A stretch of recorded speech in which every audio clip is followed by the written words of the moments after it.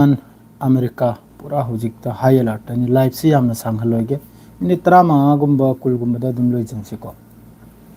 Iran America की तरफ तक पूरा पूरा रिजेक्ट तौर खरे ईरान की तरफ तक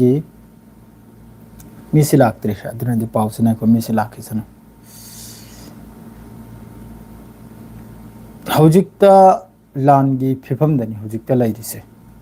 ईरान अमसुंग अमेरिका की पूरा लान की फिफम दाइदुबु अमेरिका की सुमा की खुचु खुलाई पुनमक रेडी दो इखरे महा की लाइरिबा बॉम्बर अखोगी मखोगी B2 बॉम्बर वगैरह मादरे मखोगी अते अते बॉम्बर वगैरह असि पुनमक सी अमेरिका की सु पूरा रेडी दनिको सोमदनबु ईरान की सु मखोगी मिसाइल मादरे ईरान की एयर डिफेंस सिस्टम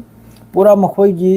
IRGC की तरफ ते की आर्मी वगैरह नेवी वगैरह पूरा लाउथोखरे पूरा लाउथोखरा है पूरा रेडी दले उसने लान से करीगे अमेरिका की तरफ तक ईरान पीखिबा अखोगी वाफम अदु रिजेक्ट तौरखरे रिजेक्ट तौरखबसिन मरमदा हौबगी फिफम दनी सेंचुरी पूरा हौबगी फिफम दनी मयाम दुआ कौबिनु करीगे ngasi हयेंग एनी टाइम दे लान होरप याय करीगे लान सरा उपाय लेत्रे लान सरा करीगुम्बा अचानक अल्लाह की रहमत चंगी बगिदी खंगद्रे को अदु नत्रदी जिस तरह हौजिक मखोइना तौनरिबा खोनरिबा हुनरिबा वाफम मखैसिनदी पूरा थेंगनबद लैरे अदुगा ईरान दसु यामना कन्न इंतजाम से यामना कन्न कल्लावा मखोइगी मिसाइल वगैरह माद्रेदी ड्रोन वगैरह माद्रेदी अनौब खुचु खुलाई वगैरह एयर डिफेंस एक्टिव वगैरह असिन चिंबा मखोइसु पूरा रेडी दा दु लान की पूरा फिफम दे एनी टाइम दा ईरान इजराइल वार ओइबि आय एनी टाइम दा हौजिक ओइबि आय होरेल ओइबि आय करदी जिस तरह ईरान की तरफ ते ईरान हौजिक पाउ खरम तारे बबु ईरान हौजिक की सिसफायर की मतंग दा वाफम खर थमगिबदो अदुजो हाना की वाफम दुदगी खरम कथलगा खरम को कोमहलिम नाय ईरान की तरफ ते थमगिब वाफम से अदुगुम्बा प्रोपोजल फॉबा अमेरिका की तरफ ते पूरा कैंसिल तौरखरे कैंसिल तौरखले सिदा अमेरिका की याम साथिन माइ थीमनी हौजिक की ईरान की मनुंग लान तौरिसी महाक का अमेरिका की मरुप मखई मखोगी यूरोप वगैरह मद्रेदी अते अते वगैरह मागी सोमद लैरिबा फ्रांस जर्मन इटली लोइना अमेरिका की मरुप मांगतरा बने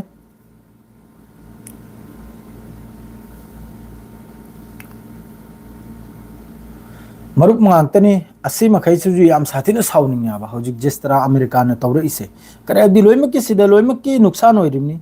अमेरिका के दुयाम नुकसान होइदे अतै यूरोप कंट्री मखै एशिया मखै जि लोइन वारिम नाबा जिस तरह हौजिक गैस की ममल वगैरह थाव की ममल वगैरह गैस सु अरांग अइना रविश कुमार की अखोगी यामना ममिंग लैरबा रविश कुमार हाने हिंदी टीवी दा पाउ तहलमदो अदुगी अइना पाउ मते में यंग याबने गैस सु माना हाइदु 3000 ल कैनु योबगी वानी गैस सिलेंडर से असी ईरान अमसुंग अमेरिका की लांसिना मरम ओइरगा अखोई इंडिया सु याउनु वारिम नाबा गैस की थाव की अममगी लोइमक से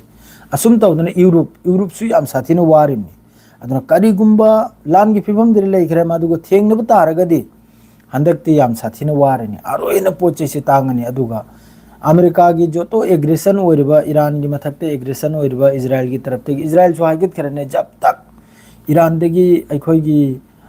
यूरेनियम इन्वेस्टमेंट से लौथोक्त्रि फाउबा अखोई लान गम्मी हाइबि यादे हाइखरे मान थागतलिबा अमका मानम कने मई से चुखटलमिबने अमेरिका दा जब तक यूरेनियम इन्वेस्टमेंट ईरान के मनुंग दगी लौथोक्त्रि फाउबा अखोई से लान गम्मी हाइबा यादे सिनी नेतन्याहु ना हारिसे अदुइ मिम करिनो अमेरिका बु थौगतलिमना अमेरिका के सुमागी B2 बॉम्बर वगैरह मागी पेट्रियट वगैरह अमम वामक्तबो मखोई गिसु इंतजाम से लोइरे समझल साजल से ईरान दी खंगी धोकेबाजी दलान से तौरकनेबा अदुन ईरान सुमागी खुचु खुलाई पुनमक सेम साधना एदगी जेट फाउबा रेडी दनी होजिक अदु कनाना हाना कापसलकनी कनाना न थुमजलकनी असिनी हाई अलर्ट थमगरे ईरान की आर्मी पुनमक एयर डिफेंस आर्मी माद्रे मिसाइल असिन पुनमक असिदा करिगुम्बा अल्लाह की रहमत करोम दगिनो लाकलेगा सिसफायर ग्रा ओइखिबगिदी लान से लेपखिबगिदी खंगद्रे को अदुगा हौजिक जिस तरह मखोइना हौजिक हाइनरिबा अमेरिका की तरफ ते वगैरह ईरान की तरफ ते वगैरह मखोइना स्टेटमेंट पीनरिसे एनी टाइम द लान ओइनी एनी टाइम द कोनो ठीक लैते हौजिक ओइनिरा हौरेल ओइनिरा करेक्ट ठीक लैते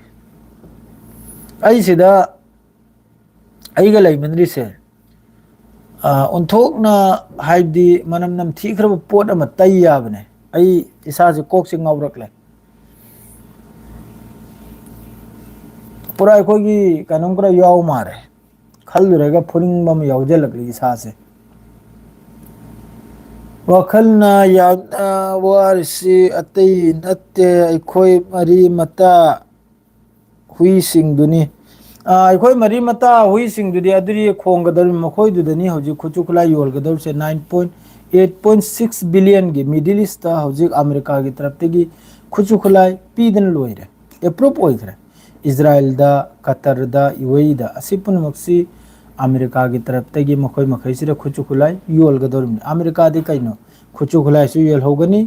ꯃꯗꯨꯒ ꯂꯥꯟꯁꯨ ꯇꯧꯍꯧꯒꯗꯧꯔꯤꯕꯅꯤ ꯑꯗꯨꯒ ꯑꯃꯦꯔꯤꯀꯥꯒꯤ ꯍꯧꯖꯤꯛ ꯐꯥꯎꯕꯗ 100 ꯕꯤꯂꯤꯌꯟꯒꯤ ꯃꯊꯛꯇꯅꯤ ꯑꯃꯥꯡꯕꯁꯦ ꯏꯔꯥꯟꯒꯤ ꯃꯅꯨꯡꯗ ꯂꯥꯟ ꯇꯧꯕꯁꯤꯗ ꯑꯗꯣ ꯍꯧꯖꯤꯛꯇ ꯃꯇꯝ ꯀꯔꯤ ꯑꯣꯏꯅꯤ ꯏꯆꯤꯟ ꯏꯅꯥꯎ ꯃꯌꯥꯝ ꯀꯔꯤꯝꯇ ꯈꯪꯗꯦ ꯁ꯭ꯇ꯭ꯔꯦꯠ ꯑꯣꯐ ꯍꯣꯔꯃꯨꯖꯇꯁꯨ ꯍꯥꯏꯗꯣꯛꯈ꯭ꯔꯦ ꯁꯤꯗ ꯑꯃꯦꯔꯤꯀꯥꯒꯤ ꯀꯔꯤꯝꯇ ꯔꯣꯜ ꯂꯩꯇꯦ ꯍꯥꯏꯅ ꯑꯃꯦꯔꯤꯀꯥꯒꯤ ꯆꯪꯍꯜꯂꯣꯏ ꯈꯣꯠꯍꯜꯂꯣꯏ ꯁꯤꯐꯥꯎ ꯍꯥꯏꯔꯕꯅꯤ ꯏꯔꯥꯟꯒꯤ ꯇꯔꯞꯇꯒꯤ ꯁ꯭ꯇ꯭ꯔꯦꯠ ꯑꯣꯐ ꯍꯣꯔꯃꯨꯖꯁꯤꯗ ꯑꯔब ꯀꯟꯇ꯭ꯔꯤ ꯃꯈꯩꯗꯗꯤ ꯍꯧꯖꯤꯛꯁꯨ ꯑꯃꯦꯔꯤꯀꯥꯅ ꯈꯨꯠꯁꯨ ꯈꯨꯠꯂꯥꯏ 8.6 ꯕꯤꯂꯤꯌꯟꯒꯤ ꯈꯨꯠꯁꯨ ꯈꯨꯠꯂꯥꯏ ꯄꯤꯗꯧꯔꯤꯕꯅꯤ ꯑꯦꯄ꯭ꯔꯨꯞ ꯑꯣꯏꯈ꯭ꯔꯦ ꯃꯈꯣꯏꯒꯤ ꯑꯃꯦꯔꯤꯀꯥꯒꯤ ꯄꯦꯟꯇꯒꯟꯗꯒꯤ ꯑꯦꯄ꯭ꯔꯨꯞ ꯑꯣꯏꯈ꯭ꯔꯕꯅꯤ 8.6 ꯕꯤꯂꯤꯌꯟꯒꯤ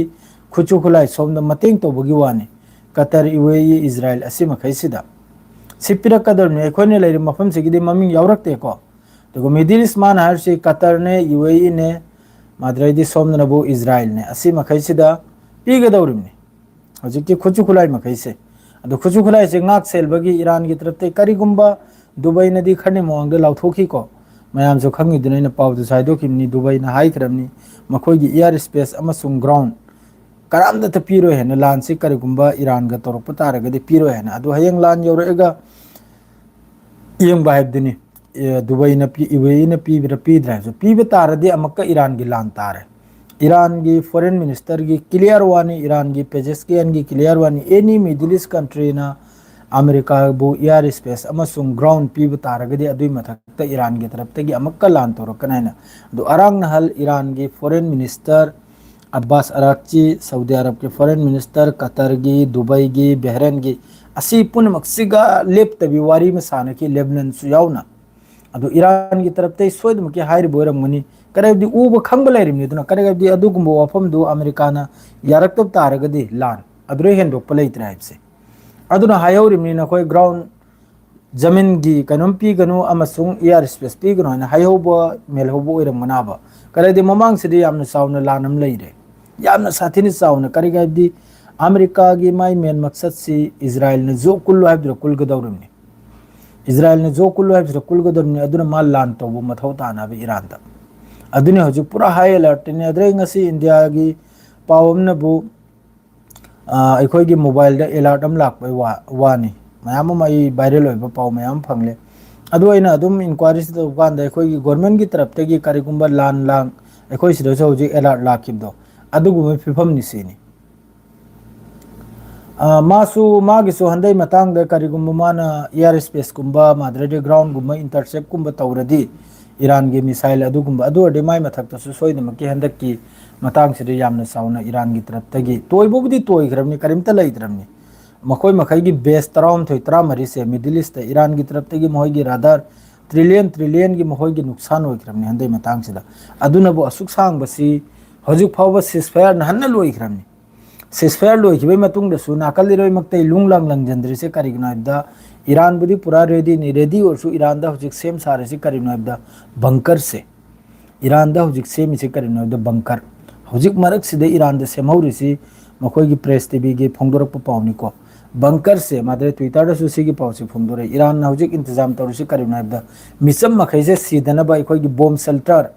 लेबाक मनुंगदा हंदोकलेगा करिगनाइबदि ईरान सु यामना सांगना लानसि हारीबगी अमक सिलेंडर तौबगी खुलाई थंबगी वाखल लेते ईरान दा पाकिस्तान दी अदुम लाउदना लेहरै तावमया ईरान कुनोदिन दा लानसि अखोयगी लेपना तौबगी वाखल नत्रे हंदैसे सांगना तुद्रि फावबा तोयद्रि फावबा ईरान की मियोय मिचम पुनमक खुचु खुलाई पाइखतपैदमक्ता रेडीनि हौजिक अमेरिका अमसुंग इजराइल के लान थेंगबदम करिगैबदि इजराइल मनुंगदा तौरिसे एंगबा याद्रे लोइमकनसु जिस तरह जुलुम तौरिसे